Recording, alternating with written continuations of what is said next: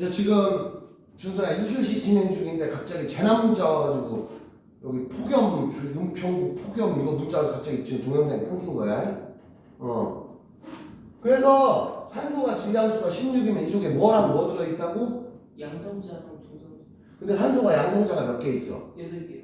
그럼 이 속에는 나머지가 뭐 들어있는 거야? 중성자 몇 개? 8개요. 그런 식으로 따진다고. 이해됐어요 이제. 이런 식으로 따진다고. 그래서 예를 들면 이거는 원자번호 양성체수야. 그래서 여러분들이 여기 나오면 탄소를 또 해볼게. 그러면 탄소 같은 경우는 원자번호는 6번이야. 그럼 탄소는 양성자는 6개야. 근데 탄소는 질량수는 12야. 그럼 얘는 중성자 몇 개 있는 거야? 6개요. 그렇지. 그런 식으로 따지는 거라고. 그래서 원자량이 얘들아 이렇게 만들어지는 거야. 원자량이 만들어지는 원리에 대해서 지금 설명을 해준 거야. 네, 참고로 지금 선생님이 설명한 이 내용은 고등학교 1학년 내용이야. 고등학교 1학년 때 배워. 근데 보다시피 이 내용이 어렵진 않잖아. 저 병신 새끼 때문에 지금 시간 잘못 먹어서 그렇지. 야, 채호야, 솔직히 이 내용 어려워, 쉬워? 아, 어려울 수가 없지. 너무 당연한 얘기인데.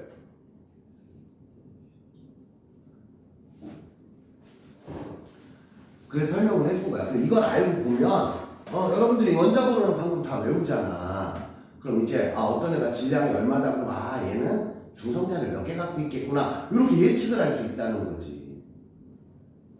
그러고 일반적으로는 원자번호 한 20번까지는 총 몸무게가 평균적으로 어떠냐면 원자번호 곱하기 2 하면 돼. 수소 빼. 그럼 예를 들면 여기 봐봐. 탄소는 원자번호 6번이잖아. 질량은 곱하기 2 12. 그러면 질소는 원자번호가 7번이잖아. 그럼 질소는 원자량이 얼마야? 미친 애 같지? 쟤 미친 거 같지? 그치? 미친 거 같아. 대윤아, 네. 방금 선생님이 원자번호 곱하기 2 하면 보통 질량수 나온다고 그랬잖아. 네. 그러면 질소는 원자번호가 7번이야. 네. 그럼 원자량이 얼마야? 14요. 그 14야. 그럼 그 14 속에는 뭐 몇 개 들어있는 거야? 양성자 7개, 중성자 7개. 그렇지. 그런 식으로 보통 이루어지는. 그래서 보통 원자번호 20번 안쪽은 원자번호가 너무 많아지면 이게 좀 복잡해져. 약간 랜덤해져. 근데 원자번호 20번 안쪽은 보통 곱하기 2 정도 하면 된다고. 원자번호 곱하기 2. 무슨 말 이해됐지? 그래서 이제 앞으로 이제 지금 수소, 막 질소 막 나오잖아. 그래서 원자의 질량을 이런 식으로 접근하는 거야. 그럼 얘들아, 그 왼쪽에 18페이지에 보면 표 있지? 거기 한번 다시 봐봐. 이제 그러면 좀 이해가 될 거야. 한번 표 다시 봐봐. 여기. 요거 표에서 숫자 한번 신경 써서 한번 다시 봐봐. 그럼 이제 이해가 될 거야. 야, 너는 전갱이 누구랑 막 깠냐? 근데 왜 다쳤냐? 넘어졌냐? 태윤이야. 한 대 빵 까다 다친 거 아니야? 거기 표 한번 다시 봐봐, 여기. 선생님 이해가 돼요. 이해가 돼요. 이제 좀 이해가 되는 것 같아? 네. 자, 이렇게 해서 그렇게 설명을 했습니다. 이거를 원자 개수인데 이 원자의 개수를 볼트와 너트로 표현을 하겠다. 그러면 예를 들면 볼트는 하나의 원자를 뜻해. 그럼 너트는 또 다른 원자를 뜻한다. 그래서 볼트 너트로 이렇게 표현을 해주는 거야. 그냥 여러분들이 너무 어려우니까 야, 니네 좀 쉽게 설명해 줄게. 그래서 약간 초딩적 냄새 나는 표현을 해주는 거야. 솔직히 초딩 냄새 나잖아. 저런 거 나오면 막 니네 어렸을 때 막 처음에 수학 배울 때 사과가 3개 있었습니다. 근데 뭐 사과를 2개를 먹었습니다. 뭐 이런 식으로 배우잖아. 애기 때는. 초등학교 2, 3학년 때 막 덧셈뺄셈 처음 배울 때는 그렇게 배워 안 배워? 맞잖아. 여기 막 사과가 3개가 있어요. 근데 철수가 귤을 2개를 더 갖고 왔습니다. 남은 과일의 개수는 총 몇 개? 뭐 이런 식으로 배우는 딱 그런 느낌이지 약간. 그럼 결론 가는 뭐냐면 A라는 원자가 볼트라고 치면 원자 2개, 그러니까 아니 볼트 하나에 너트 2개가 한 원자야. 그럼 가는 토탈 원자가 몇 개인 거야? 2개인 거지. 왜냐면 위아래 2개 생겼잖아.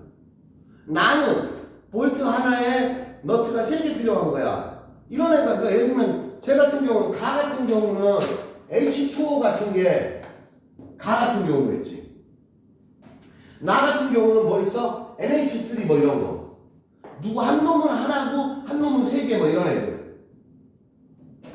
그런 얘기야. 그래서, 금속과 산소의 아까 반응에서 질량 이거 뭐냐면 아까 강철솜 태울 때 있지. 태윤아, 네. 멀쩡한 강철이 있는데 걔를 태우면 총질량 어떻게 됐었어 아까? 그 더 무거워졌어. 왜 무거워졌어? 왜냐면 그 산소가 이제 그래서 산소가 달라붙었어. 그치?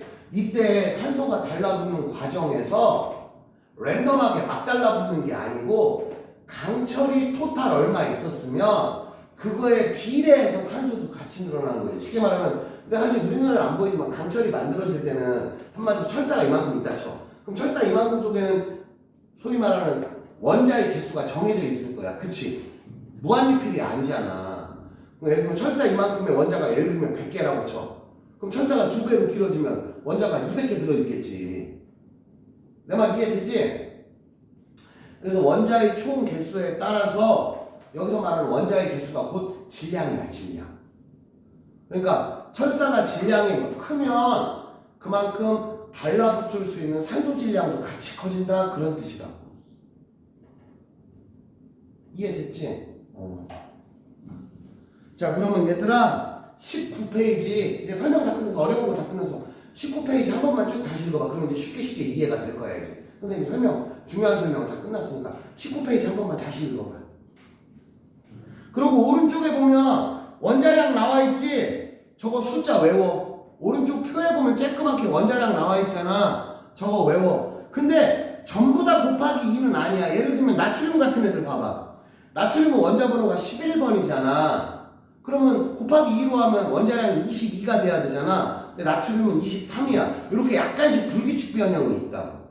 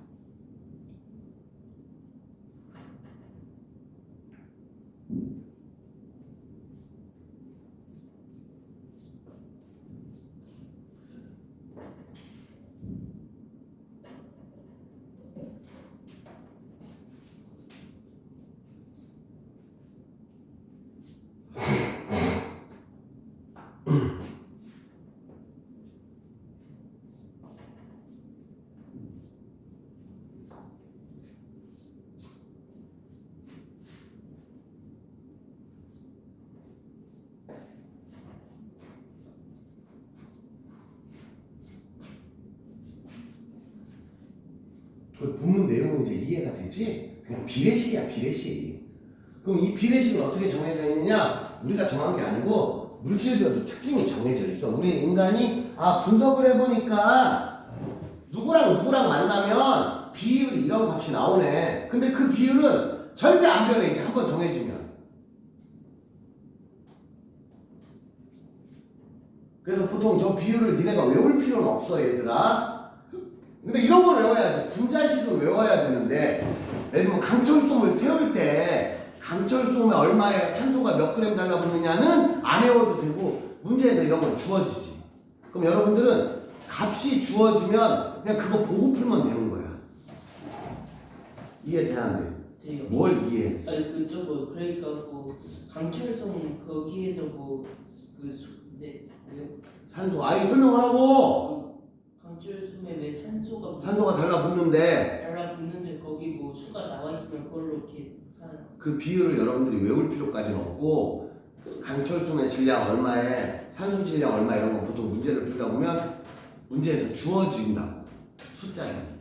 니네가 막 강철솜과 산소 비율은 몇 대면 이런 건 안 외워도 된다고. 그거 뭐하러 외워? 자 이렇게 해서 일정 성분비의 법칙까지 알아봤습니다. 넥스트. 연결되는 거 얘들아 20페이지까지 한 번만 쭉 다시 읽어봐. 내내 연결되는 거야. 20페이지 왼쪽 페이지만 우선.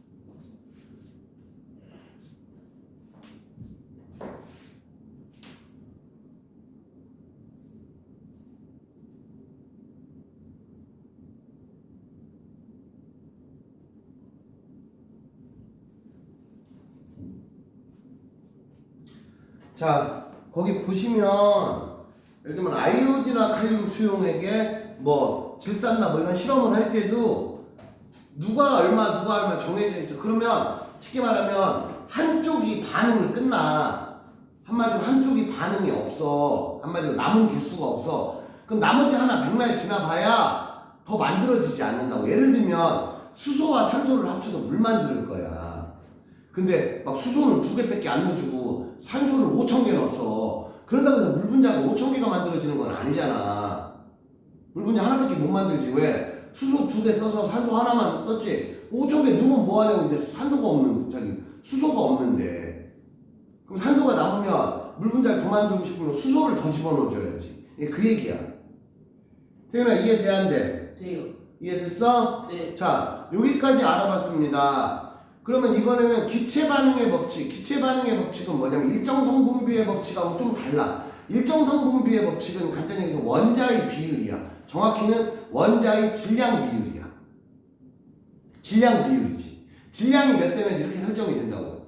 근데 지금부터 배울 기체 반응의 법칙은 기체의 부피비야. 부피비. 그래서 첫 번째 줄에 뭐라고 돼 있냐? 기체 사이의 반응에서 부피의 비율. 그래서 얘는 아까 일정 성분비는 질량 비율, 기체 반응의 법칙은 부피의 비율, 그런 뜻이라고.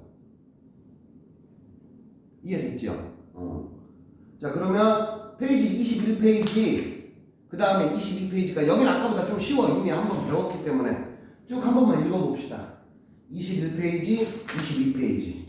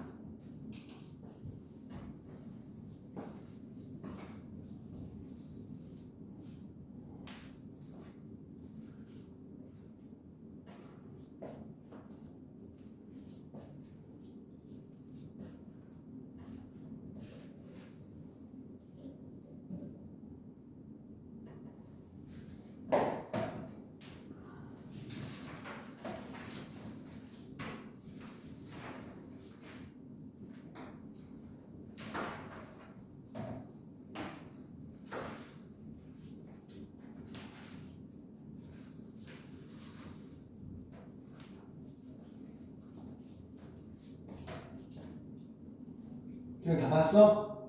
네. 다 보긴 했는데 쌤 혹시 시험 범위가 이거 전체예요? 맞나? 1층이라는 그러니까 여기부터 여기까지 이 공부할 거예요. 기체 반응의 법칙까지 너무 많나? 네, 좀 아니야, 기체 반응의 법칙까지 해야 돼. 앞에 이 새끼요. 생각해보니까 물리변화, 화학변화가 할 게 없잖아, 이 녀석아. 앞에가 너무 쉽잖아. 네, 근데 앞에 것도 외워야 해요. 외우면 되지, 임마. 네.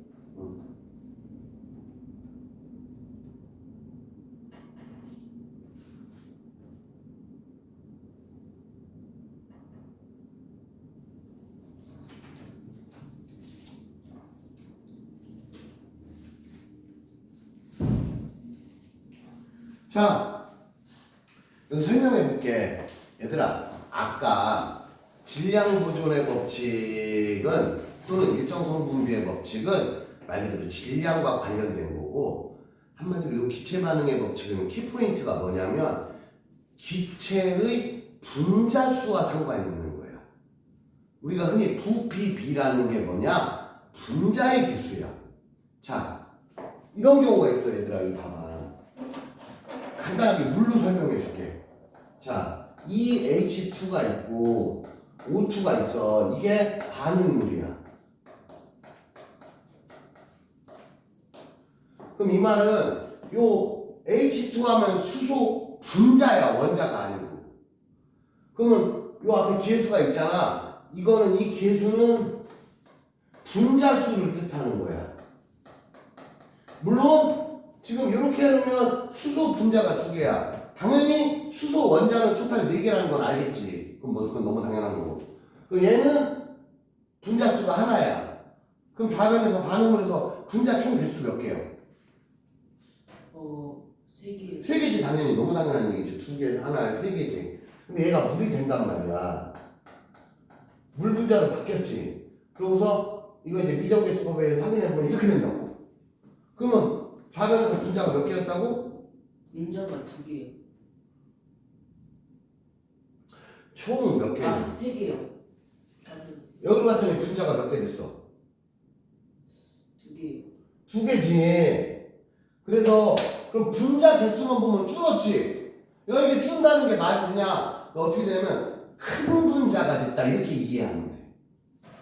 한마디로 작은 분자가 여러 개가 있어. 근데 얘가 합쳐져서 분자가 줄어드는 경우는 합쳐져서 큰, 막 어렸을 때 니네 변신로봇 합체하듯이 그렇게 이해하면 돼. 그러니까 그럼 물 분자 하나랑 수소 분자 하나랑 1대1로 비교해보면 누가 그냥 당연히 물 분자가 큰 분자가 된 거야. 근데 그러면 큰 분자가 되면 부피도 많이 차지하지 않습니까? 여러분들 이 부분을 이제 고민할 필요가 있는 거야. 근데 실제로 기체는 얘들아 어떠냐면은 비유를 해줄게. 비유를 하면 수소 분자가 요만하다고 치자. 그럼 물 분자는 얘보다 좀 큰데 커봐야 한 요만해. 그러면 얘들아 우리가 잘 들어봐. 똑같은 통 속에 이런 그릇이 있어. 여기다 내가 좁쌀을 집어넣을 때랑 이런 콩, 완두콩 같은 거 있지. 콩을 집어넣을 때랑 꽉 채웠어. 그러면 예를 들면 좁쌀이 뭐 1000개 들어갔다고 진짜 알갱이 세봤더니 그럼 여기에 완두콩은 1000개 들어가 못 들어가? 못 들어가요. 왜 못 들어가? 크기가 커. 그치, 완두콩이 크기가 크니까 완두콩은 한 100개밖에 안 들어가거나 뭐 이렇겠지. 그치? 그 얘는 그러면 좁쌀과 완두콩 사이 간격은 어때? 좁쌀을 집어넣었을 때랑 또는 완두콩을 집어넣었을 때랑 완두콩 알갱이 하나랑 완두콩 알갱이 하나 다닥다닥 붙어있지. 그치? 네. 근데 기체는 얘기가 달라. 어떻게 다르냐? 봐봐. 선생님 격자로 설명을 해줄게. 편의상 내가 이 정도 크기로 말하는 거 실제로는 이거보다 훨씬 더 크다고 생각하면 돼. 근데 수소 분자 하나가 하나의 점 정도야. 그러면 우리 공기 중에 수소가 또는 산소가 들어있잖아. 얘네들이 하나의 점이라고 생각하면 점 이게 뭐냐? 기체 분자와 분자 사이의 간격이야. 응? 얘네들은 콩알갱이 아까 좁쌀 이런 애처럼 다닥다닥 붙어있지가 않아. 응? 다닥다닥 붙어있지가 않아 얘네들은. 응? 그런데 얘기하면 이게 산소, 수소 뭐 이런 애들이라고 쳐. 그럼 물 분자는 좀 커졌지? 근데 얘가 커봐야 어느 정도냐? 요렇다고. 한 요 정도라고 쳐. 근데 얘도 다닥다닥 붙어있지가 않아. 그럼 요 정도 수준이지. 그럼 분자들 중에, 기체 분자들 중에 다 기체 얘기하는 거지. 이거 고체는 얘기가 달라. 기체는 분자 간격이 넓어서 그런 거야. 그럼 기체 분자 중에 제일 큰 알갱이 제일 큰 애가 어느 정도냐면 한 이 정도야. 그럼 결과론적으로 얘도 다닥다닥 붙어있지가 않아. 그러면 이게 뭔 소리냐면 중심 간 간격이 똑같다고. 그러니까 한마디로 이만한 속에 들어가는 애들이 간격이 정해져 있어. 그러니까 보다시피 알갱이 큰 애랑 알갱이 작은 애랑 차이가 없다고. 어차피 다닥다닥 붙어있지 못하니까. 기체 분자는 분자 간 간격이 우리가 생각하는 것보다 훨씬 깁니다. 그러니까 한마디로 비유를 하자면 이런 거야. 여기에 의자를 10개 놓을 거야.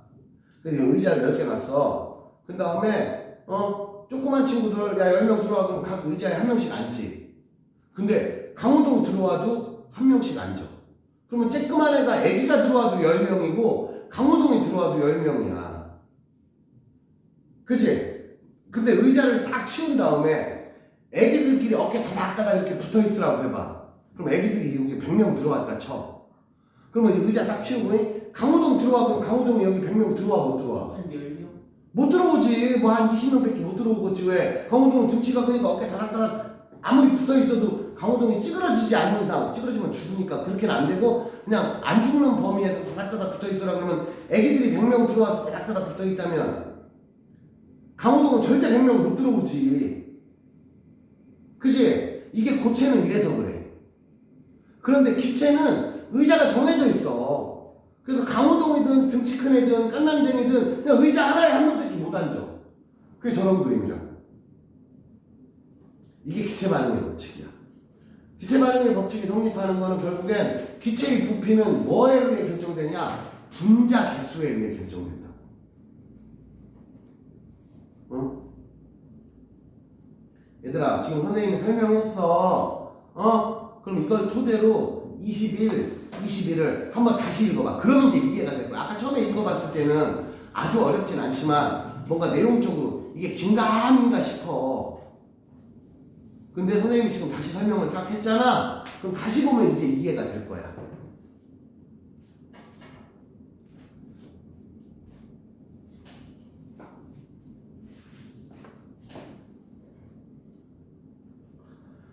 그래서 기체 반응 법칙은 여기까지가 좀 어려워. 어려운 거 다 했어.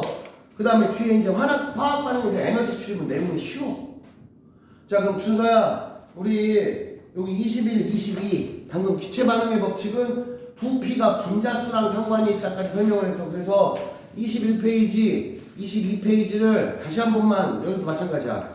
얘들아, 선생님 부탁인데 정독을 한 번씩 맞추고 그 뒤에 표 나오는 거 있잖아.